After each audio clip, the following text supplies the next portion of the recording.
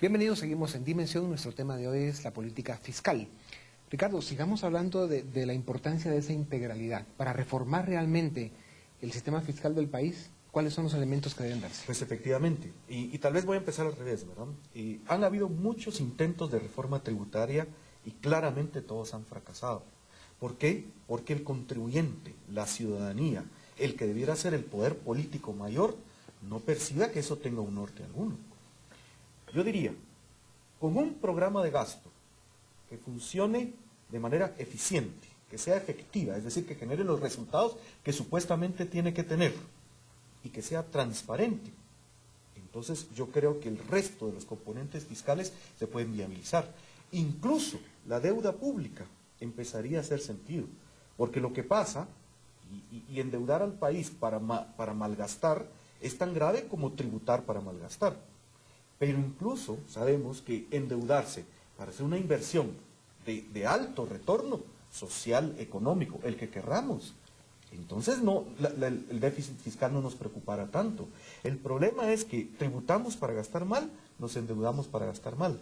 Y realmente yo creo que Hugo tocó el punto, es una reforma política, porque, vuelvo al tema, gastamos mal porque los contribuyentes, los ciudadanos, no tenemos el poder real para decidir en qué se gasta y cómo se gasta. Con todos estos datos, lo que uno percibe es que estamos profundamente enredados.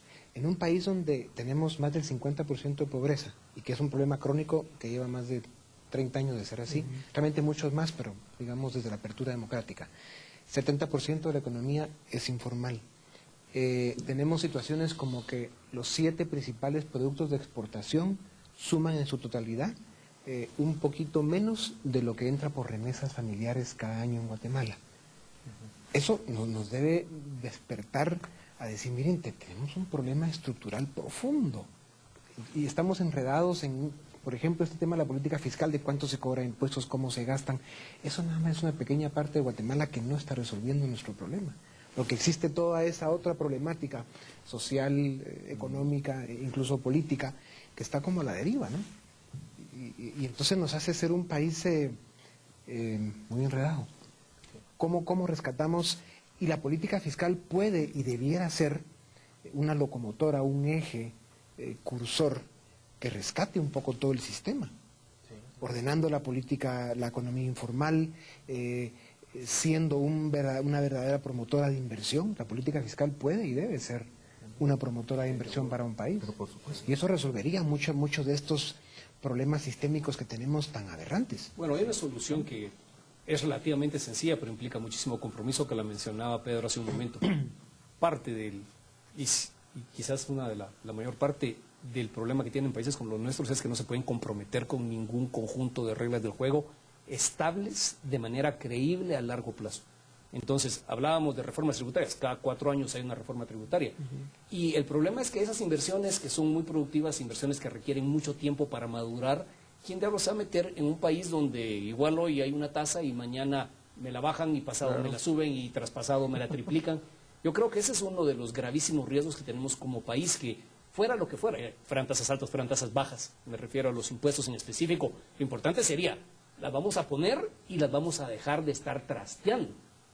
Y una vez establecido eso, que las personas decidan si quieren venir a invertir aquí, si no lo quieren hacer aquí. Pero el problema es que no somos capaces de dar esa predictibilidad.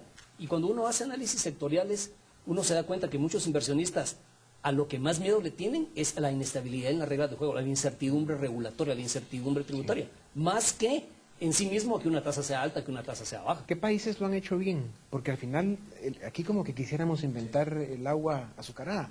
Pero hay países, y hacemos mal en compararnos con países que hoy son totalmente desarrollados, que tienen cierta política fiscal, pero cuando iniciaron su proceso de desarrollo y crecimiento, tenían políticas fiscales muy agresivas, muy promotoras de inversión, muy benévolas de alguna forma, para poder crecer económicamente con agresividad. ¿Qué países lo están haciendo bien hoy, que están creciendo porque tienen políticas fiscales que funcionan? Mira, yo comparto contigo esa visión en el tema. Realmente ahorita yo creo que hay una crisis del Estado a nivel mundial. Mira los colapsos que estamos viendo en Europa. Estados Unidos es un desastre, las cuentas fiscales. Realmente a mi cabeza me salta Chile, que tiene su regla fiscal, tiene el impuesto sobre la renta bajo.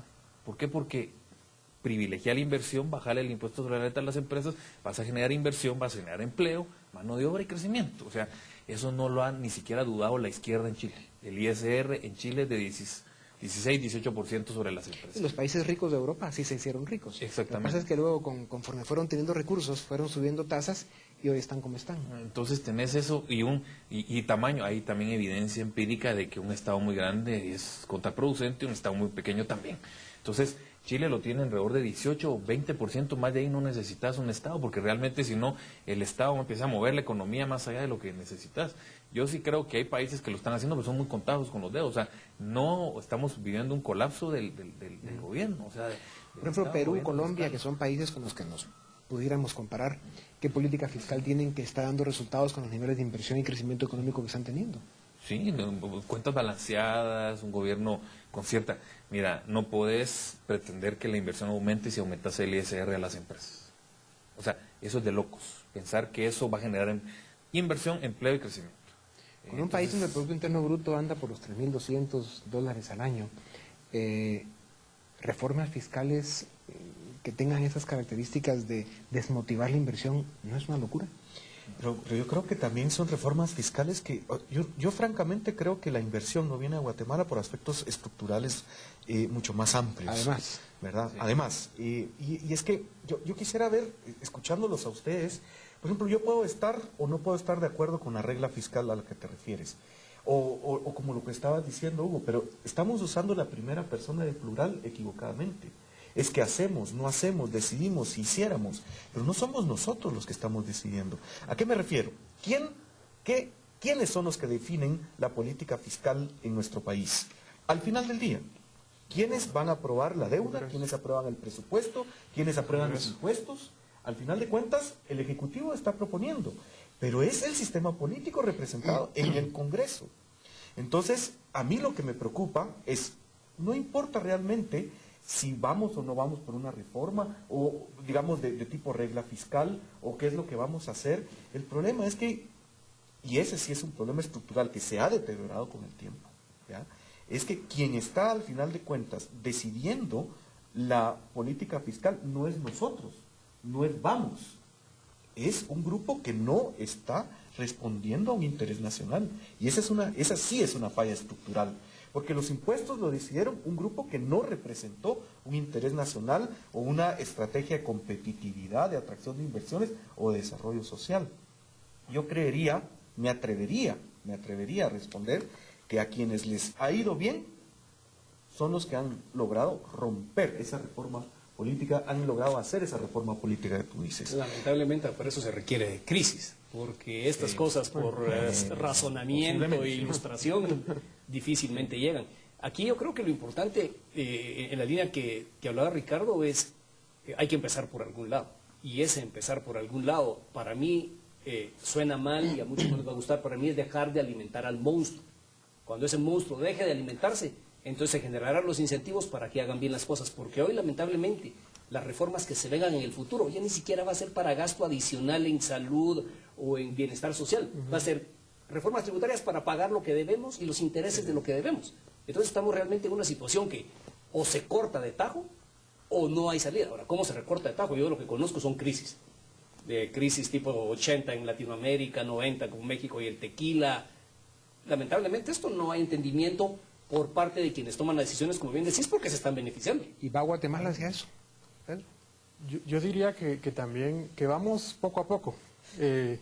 Creo que el sistema tributario debe ser un sistema tributario progresivo, en donde cada quien aporte según su capacidad de ingreso. Y también comparto lo que dice Hugo y decías en relación al gasto, ¿verdad? Que el gasto se ha ido y yo creo que a veces se olvida que el gasto depende del ingreso. Entonces a veces como que se quisiera asfixiar al Estado poniendo más rubros de gasto cuando no se toma en cuenta de cuánto se dispone. Y la fuente más sana de recursos para el Estado son los impuestos. Entonces yo creo que el tema de transparencia, de calidad de gasto, cuando el proceso de elaboración del presupuesto de ingresos y egresos del Estado es clave. No se puede caer en la irresponsabilidad de seguir aprobando presupuestos que no responden al entorno nacional e internacional, que se fijan metas de recaudación que ya se sabe que no va a ser posible alcanzar. Entonces hay que comprometer el gasto de acuerdo al nivel de los ingresos. Y esto no está sucediendo. No. ¿Y entonces qué hacemos? Pero lo más grave, supongamos que la ruta, el diseño de política fiscal, diseño técnico, fuera un presupuesto restringido con regla fiscal, o el diseño de política fuera un presupuesto orientado a inversión social y gasto social efectivo en las áreas donde más se necesita, pero que de veras lo hiciera. No lo estamos haciendo por los ningunos lados, porque no estamos en capacidad de seguir uno u otro modelo, ¿verdad? Y ese creo que sí es el colapso. Y yo creo que sí estamos rumbo a una crisis, porque, bueno, si sigue como va, la deuda va a reventar. Las condiciones sociales que están siendo desatendidas, por ejemplo, desnutrición o violencia, vamos, vamos rumbo a un colapso. Y yo creo que independientemente del modelo de política fiscal, el diseño técnico de política fiscal, es que no estamos haciendo nada, va a la deriva. Quienes están tomando las decisiones es porque se están forrando de plata, y ese es el único criterio que hay. Yo creo que el fenómeno es netamente político. Tan sencillo como lo siguiente, aquí tenés a tres de los economistas que más saben de esto en Guatemala. ¿Ustedes creen que con 70.000 millones de quetzales no se pudieran atender la primera o segunda prioridad más importante de Guatemala en materia social? Se puede, se debiera poder. Lo que pasa es que hay intereses creados en los cuales no se puede gastar en los niños que están teniendo desnutrición crónica porque hay que darle a 150 diferentes gastos que ya están comprometidos por razones puramente de conveniencia política.